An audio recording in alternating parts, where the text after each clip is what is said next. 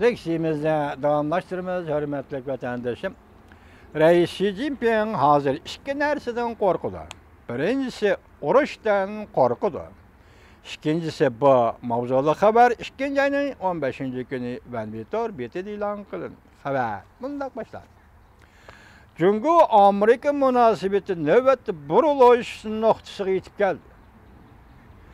Hazır del tarihten aça yolda turuptu.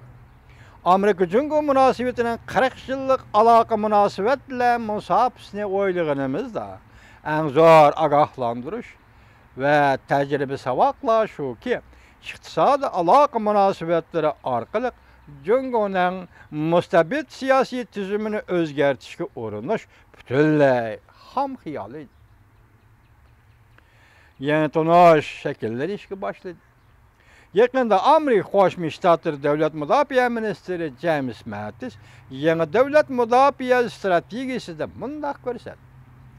Amerikaning hozirgi davlat bexatarligi va dal avval o'ylashadiganimiz cho'ng davlatlar, ya'ni Jungo, Rossiya bilan bo'lgan raqobat masalasidir. Lekin terrorizm emas. Gerçi mundaq tonuş keleş kechikib qolgan bo'lsa-mu, lekin yanala intayin zo'r ahamiyatga ega. Bu strategik siyosat bundan keyingi Amerika Jungo munosabatiga va dunyoning vaziyat yuzlanishiga ta'sir ko'rsatdi. Uzundan beri Jungo tashqari dunyoga jakarlagan strategik siyosatlarda yumshoq kuch va o'tkir kuch deydigan ikki qo'lliq vositani ishlatib kelgan. Keyingi o'tkir kuchdan hozir xalqaro jamiyat sagaklashishga boshladi. Sabablarni surishtirsak, bir tarafdan xalqaro jamiyat haddidan ziyoda oq ko'ngillik qildi. Yo'lboshning yijib turishiga aldandi. Jungochi targ'ibotni Jungoning eksport qilishidan hushyor bo'lmadi. Shuning uchun o'z mayliga qo'yib etgandi. Yani bir tarafdan yumshoq kuch hisoblangan Jungochi andizaning yadroli qimmati inson tabiati va dunyoning ma'rifatiga yetkidak xiloflik edi. Xitoy pul chechib do'styor birodar to'plashdan boshqa kishilarning qalbini qoyil qilg'idek hech nima yo'q edi. Şuna Jungo baş ko'targandan keyin pul bilan boy bo'lib, niqobni yirtib tashlab, o'tkir kuchini ko'p ishlatib, setib olish, kontrol qilish, tahdid silish vositalari orqali urib, kirgizib va so'rab tortib chiqarib, demokratik davlatlarga singib kirdi va kengaymichilik qildi. Başta so'zildi-ku, Jungolik o'quvchilardan hazır Amerika Qo'shma Shtatlar xavotirlanyapti, ansirayapti.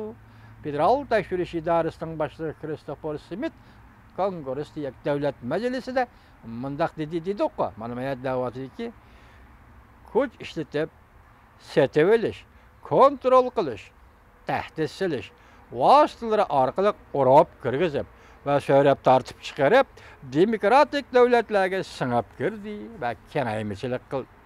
Bu ahvol Xi Jinping hokimiyat beshiga kelgandan keyin texmo hayvilik elib berildi. Navbatda Jungoning tashqari dunyoga chiqarayotgan tashviqoti Rais Xi Jinpingni ulug'lash, Rais Xi Jinpingning obrazini tiklashdan iborat. Darvaqa Xi Jinping hozir partiya ichida barliq huquqni qo'liga markazlashtirdi. Ichki tashqi siyosatda kuchli odam ekanligini ko'rsatdi. Shaxsiga cho'qinishni yo'lga qo'ydi. Armiyani tartibga soldi. Amaldorlarni o'ziga sodiq bo'lishga chaqiriq qildi. Diplomatiyada jim yetib o'zini samirtish yo'lidan voz kechib, to'rt tarafda o'ziga dushman tikladi. Xalqaro tartibga xiris e'lon qildi. Prezident Trumpning o'z oldiga ish ko'rish siyosatidan foydalanib, xalqaro jamiyatning rahbarlik huquqini tortib olmoqchi va buning o'rniga xalqaro Amerikaning o'zi xalqaro jamiyatga rahbar bo'lmoqchi bo'ldi. Yakında Reis Xi Jinping halkara siyasi partiya yığınında mundaq görsetdi. Beijing'de açıldı bu yığın. O doğru bu haber bəmidi sizlərə. Biz chet el endizelerini elip kirmeymiz. Cungo endizelerini eksport kılmaymiz.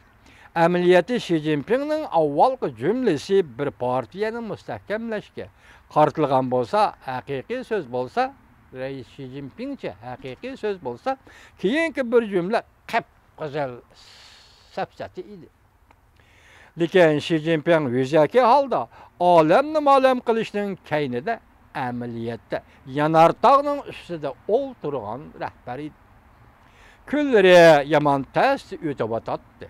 Bolup bu armiya içindeki sadık ve sadakatsizlik onun yürek bağrı bulup, yürek ağrığı bulup duruvatıdır. Xi Jinping'nin armiya içinde yeterlik asası yok. İki nefer Hərbi İşlər Komitetinin mağmur reislerini yoqatdı. Yani birisi endilikte Pençanlong lenşip kaldı. Bolup bunun içinde Fang Fenghui'ni Hərbi İşlər Komitetinin mağmur reisi Fang Fenghui'ni bir hafta içinde yoqatdı diyor. Xi Jinping Cungo cemiyetinde her qaysı katlam kişilerini rencitdi. Taxtdan düşken aman bulardan hesap aladı.